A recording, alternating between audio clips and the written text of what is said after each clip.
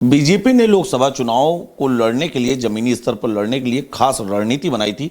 तमाम बड़े चेहरों को क्लस्टर प्रभारी बनाया गया था और ऐसे ही एक क्लस्टर प्रभारी बनाए गए थे सूबे के राज्य मंत्री कपिल देव अग्रवाल। कपिल देव अग्रवाल उस समय राजनीति में चर्चा में आए थे जब इन्होंने अपने अंगदान और नेत्रदान की घोषणा की थी। अब मतदान का पर्व है। कपिल देव अग्रवाल इस समय अनादि टीवी पर हमारे साथ मेहमान है। स्वागत है कपिल देव जी आपका। अंगदान और नेत्रदान से आपने चर्चा काफी सुर्खियां बटोरी थी। अब मतदान का पर्व है, क्या तैयारी है? दोनों चीज़ें अलग अलग हैं। वो शिक्षा का विषय था और केवल मुझे करना था। अब मेरा एक वोट है और बाकी लाखों वोट हमको डरवाने का काम भारतीय जनता पार्टी के पक्ष में करना है। तो हमको लगता है कि क्लस्टर प्रभारी के रूप में सही, चाहे अपनी लोकसभा क्षेत्र मुजफ्फरनगर हो, चाहे आसपास की मैं बिजनौर का प्रभारी हूँ, उस नाते बिजनौर की जिम्मेदारी, अन्य जिलों में भी मेरा कार्यक्रम लगातार है, कैराना, मुरादाबाद, अन्य जिलों में जैसे पार्टी भेजती है।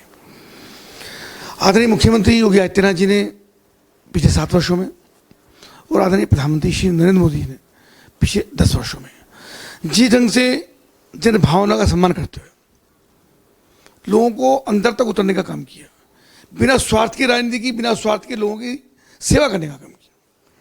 वे सब लोग जो भारतीय जनता पार्टी को वोट नहीं करते, एक बड़ा फर्क है। उसके बावजूद ही जब शौचालय शुरुआत हुई तो शौचालय देने का काम किया, पक्के मकान का नंबर आया तो पक्के मकान दिए, आयुष्मान कार्ड का नंबर आया तो आयुष्मान कार्ड दिए, राशन देने का नंबर तो सबको राशन दे रहे हैं। लगातार लगभग 70-75 करोड़ लोगों को राशन देने का लगातार काम हो रहा है। बिजली के कनेक्शन लोगों को फ्री देने का काम किया। जिन्हें किसान सम्मान निधि माफ़ किया तो वही माफ़ किया। अब उत्तर प्रदेश के अंदर माननीय मुख्यमंत्री योगी आदित्यनाथ जी ने किसानों का बिजली का बिल माफ़ किया, तो वो भी सबका हो रहा है। उसमें समाज के प्रत्येक वर्ग के लोग हैं, उसमें मुस्लिम भी हैं, उसमें हिंदू भी हैं, अन्य सब लोग भी हैं। तो भारतीय जनता पार्टी ने तुष्टिकरण की राजनीति नहीं की, बल्कि पुष्टिकरण की राजनीति की। लोग पुष्ट हों, प्रभावी हों, मजबूत हों, इस ढंग का हमने काम किया। तो हमको लगता है जिस प्रकार का वातावरण है तो लोग कुछ भी बातें करें, जाति की बात हो रही है, धर्म की बात हो रही है, पर भ्रष्टाचार मुक्त प्रशासन और भ्रष्टाचार मुक्त शासन देने का काम किया। आज लड़ाई श्री नरेंद्र मोदी के प्रधानमंत्री बनने की नहीं है, देश के विकास की लड़ाई है, देश को विकसित भारत बनाने की लड़ाई है, भ्रष्टाचार के खिलाफ लड़ाई है। एक तरफ बेईमानों का साम्राज्य इकट्ठा है, भानुमति ने कुनबा जोड़ा, कहीं की ईंट कहीं का रोड़ा, इस प्रकार का गठबंधन एक है। अभी आपने देखा है दिल्ली के अंदर क्या स्थिति है, देश भर के अंदर क्या स्थिति है। यानी भ्रष्टाचारियों को बचाने के लिए रैलियां हो रही हैं कि हमको बचाने का संकल्प हम लोग लेते हैं। तो हमको लगता है कि आने वाला समय जनता सब समझ रही है, हर एक के मन में आज मोदी है और मोदी जी ने जो संकल्प हम लोगों को दिलवाया है, इस बार 370 भाजपा की और एनडीए की 400 सीट, यानी इसकी बार 400 पार, इस संकल्प के साथ हम लोग काम कर रहे हैं।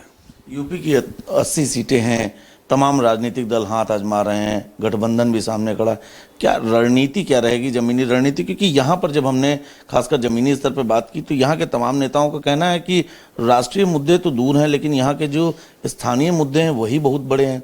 तो ऐसा नहीं लगता कि एक जो गठबंधन के प्रत्याशी हैं उनका कहना है कि तमाम यहाँ पर समस्याएं हुई, जैसे यहाँ पर मुजफ्फरनगर जो है दंगे के लिए जाना गया, यहाँ पर सपा से जो कैंडिडेट हैं मुजफ्फरनगर के हरेंद्र मलिक, उनका साफ कहना है उसमें बीजेपी कहाँ था। क्या प्रतिक्रिया रहेगी? श्री हरेंद्र मलिक उस समय कांग्रेस में थे और समाजवादी पार्टी में, और 2013 में समाजवादी पार्टी की सरकार थी। और समाजवादी पार्टी में किसी दंगों पे जाना नहीं चाहता, पर आपने पीछे रखा है। तो 2013 में केवल कातिलों को बचाने के लिए समाजवादी पार्टी की सरकार ने अधिकारियों को यहाँ पे ट्रांसफ़र किया, एसएसपी टीम में ट्रांसफ़र किया, निर्दोष लोगों को जेल के अंदर डाला, निर्दोष लोगों की गिरफ्तारियाँ हुई, अपराधी को छोड़ा गया, जिसके कारण से लोगों में आक्रोश भड़का, दंगे हुए और सैकड़ों लोग मौत के शिकार हुए। उसके लिए सीधी समाजवादी पार्टी दोषी है, उसे मैं टिप्पणी में नहीं जाना चाहता। हमने उन दंगों के दस्त को, उस घाव को हमने ख़त्म करने का काम किया। हम घर घर गए, लोगों के बीच समझौता कराया, लोगों के बीच बातचीत कराई। आज वातावरण बदला है और देश विकास की ओर बढ़ रहा है। पिछले 10 साल के अंदर और खासतौर उत्तर प्रदेश के अंदर पिछले 7 वर्ष के अंदर एक भी दंगा नहीं हुआ, एक भी झगड़ा नहीं हुआ, एक बार भी कर्फ्यू नहीं लगा। ये थोड़ी बात है। आने वाली जनरेशन वो कर्फ्यू भूल गई है कि कर्फ्यू को चीज़ होती है, वरना पहले लोग कर्फ्यू को लोग याद क्या करते थे। तो मुझको लगता है कि उत्तर प्रदेश बदलता हुआ उत्तर प्रदेश है, हिंदुस्तान बदलता हुआ हिंदुस्तान है। हमारी जीडीपी लगातार बढ़ रही है, हमारी आमदनी लगातार बढ़ रही है, हम आंतरिक और बाह्य सुरक्षा दोनों पे हम मजबूत हुए हैं, विदेशों से संबंध हमारे बढ़िया हुए हैं, और हमारी इसके साथ साथ जो किसानों के सम्मान हमने निधि में देने का काम किया, युवाओं के व्यापार का, युवाओं की नौकरी देने का हमने काम किया, युवाओं को अभ्युदय योजना के माध्यम से उनको प्रशिक्षण देकर के पढ़ाई करा करके उनको IAS, PCS, NDA इनकी तैयारी कराने का हमने काम किया, व्यापार की लगातार गति बढ़ रही है। तो मुझको लगा उत्तर प्रदेश आज बदलता उत्तर प्रदेश है और बहुत तेज़ी के साथ हम प्रगति कर रहे हैं, और आदरणीय प्रधानमंत्री जी के नेतृत्व में हिंदुस्तान भी बहुत तेजी से प्रगति कर रहा है। तो मंत्री जी, उत्तर प्रदेश की बात आई है तो करोड़ों सनातनियों की आस्था का प्रमुख केंद्र राम मंदिर बना है। तमाम सनातनियों के मन में राम मंदिर को लेकर काफ़ी समय से एक उतावलापन था, एक समय का इंतजार था। आज अखिलेश यादव जी गाजीपुर गए थे मुख्तार अंसारी के वहाँ। बीजेपी के तमाम जो कार्यकर्ता हैं, उत्साही कार्यकर्ता हैं, वो एक ट्रेंड चला रहे हैं कि अखिलेश यादव राम मंदिर नहीं गए, मुख्तार के वहाँ पहुँच गए। प्रतिक्रिया क्या होगी आपकी? यही प्रतिक्रिया है, ठीक तो है। जो राम भक्त हैं वो केवल बीजेपी के वर्कर तो नहीं है, उनमें कुछ समाजवादी पार्टी लोग भी हो सकते हैं जो राम के भक्तों समय। अखिलेश जी ने भी कहा कि राम हमारे हैं, पर आप देखिए जब उनको निमंत्रण देने के लिए गए तो उनका मैं तो आपको जानता नहीं हूँ, जो आप मुझे निमंत्रण देने के लिए आए, इतने जिम्मेदार व्यक्ति गए, और मुख्तार अंसारी के घर को उनको बुलाने के लिए कौन गया था? उस हम गए। यानी हमेशा वो तुष्टीकरण की राजनीति करते रहे। तुष्टीकरण के नाम से, कारण से वो राम मंदिर नहीं गए, तुष्टीकरण के कारण से वो श्री मुख्तार अंसारी के घर पे गए हैं। मुख्तार अंसारी का इतिहास रहा है, कैसे अपराध की दुनिया में उनका साम्राज्य कायम रहा है, और किस कारण से जेल में बंद होते। और ये कांग्रेस की सरकार जिसके साथ उनका वर्तमान में गठबंधन है, कांग्रेस ने उनको लगातार जेल के अंदर रखा, लेकिन कांग्रेस ने उनको यहाँ पर ट्रांसफर नहीं होने दिया सुप्रीम कोर्ट के आदेश के बावजूद भी। तो कोर्ट का आदेश हुआ तो बहुत मुश्किल से उत्तर प्रदेश के अंदर ट्रांसफर हुए। यानी किस प्रकार से कांग्रेस समाजवादी पार्टी मिलकर तुष्टीकरण को बढ़ावा दे रही है। हम तुष्टीकरण नहीं करते हैं, हम पुष्टिकरण करने का काम करते हैं। हम अपराधियों को संरक्षण नहीं देते, हम अपराधियों के साथ लगातार लड़ाई लड़ने का हम काम कर रहे हैं। हम देश को प्रगति को लगाना चाहते हैं, ये लोग लगातार देश को पीछे धकेलना चाहते हैं। तो यानी लड़ाई आमने सामने की है। और मैं तो ये कहूँगा आपके चैनल के माध्यम से, आज सीधा सीधा दिख रहा है। अभी महाभारत का सीरियल हम सब ने अभी कोरोना के अंदर भी देखा, उससे पहले भी हमने देखा कि महाभारत के अंदर पांडव थे और महाभारत के अंदर कौरव थे। तो हम भारतीय जनता पार्टी वो पांडवों की स्थिति में है, समाजवादी पार्टी या विपक्ष ये कौरवों की स्थिति में है, और ये जनता है जो 140 करोड़ की जनता हिंदुस्तान की है, ये भगवान कृष्ण की भूमिका है। और भगवान कृष्ण की भूमिका में रहेगी तो सत्य के साथ सत्य के पक्ष में खड़े होगी, सत्य के पक्ष में न्याय करेगी, और श्री नरेंद्र मोदी को तीसरी बार प्रधानमंत्री बनाएगी। एक नई थ्योरी निकल कर आ रही है, मुख्तार माफिया मसीहा। क्या कुछ कहना चाहेंगे? क्योंकि तमाम लोग मुख्तार अंसारी को मसीहा कह रहे हैं, कई लोग माफिया कह रहे हैं। मुख्तार को अगर कपिल देव अग्रवाल परिभाषित करते हैं, एक शब्द में क्या जवाब होगा? बहुत खराब है।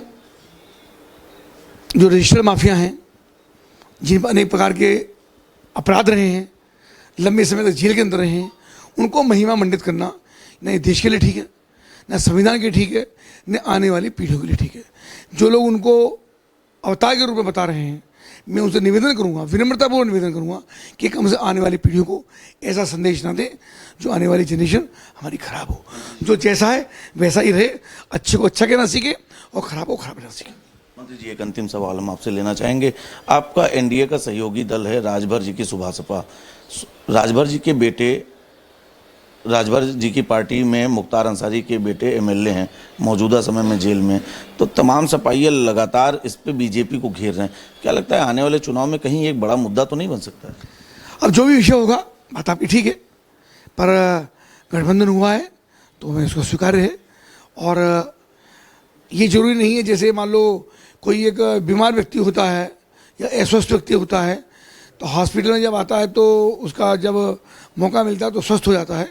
तो कहीं कहीं छोटी मोटी बुराइयाँ अगर सुभाषा के अंदर होंगी तो मुझको लगता है भारतीय जनता पार्टी आने वाली ठीक होगी। और वो अच्छे मन से श्री राजभर जी अच्छे मन से भारतीय जनता पार्टी से जुड़े हैं, और कहीं उनके समय उस समय कोई बातें रही होंगी तो आने वाले समय ठीक हो जाएगी, ऐसा हमको लगता है। एक बात और करना चाहेंगे, यूपी की सियासत देश का प्रधानमंत्री तय करती है, जिम्मेदारी योगी आदित्यनाथ के ऊपर है। मोदी जी को कितने कमल गिफ्ट करेंगे? 80 में से 80। अब पूरी ये केवल नौरा नहीं है, ये केवल जुमला नहीं है। अभी 65+2 67 पे अभी हम हैं, और जो हमारी बाकी सीटें बची हैं उन पर भी पूरी तैयारी के साथ हम चुनाव के मैदान में। अरुण गोविल जी के लिए क्या आपको मेहनत करनी पड़ेगी या उनका चेहरा काफी है? मेहनत सब में करनी है। जो हमारी सीटें बिल्कुल A+ सीटें हैं उन पर भी हम उतनी ही मेहनत कर रहे हैं। हमारे कार्यक्रम लगातार उन पर भी उतरे ही हैं जितनी हमारी अन्य सीटों के अंदर।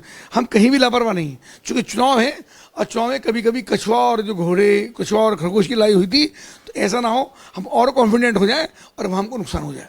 हमारा प्रत्येक कार्यकर्ता बूथ से लेकर ऊपर तक सब जगह काम कर रहा है, परिश्रम कर रहे हैं, हम सारे चुनाव जीतने वाले हैं। तो देखिए, लगातार सत्ता में रहने के बावजूद भी यहाँ पर एक बड़ा बयान आया है कि वो बिल्कुल भी सुस्त नहीं है, लापरवाह नहीं है, लगातार मेहनत कर रहे हैं।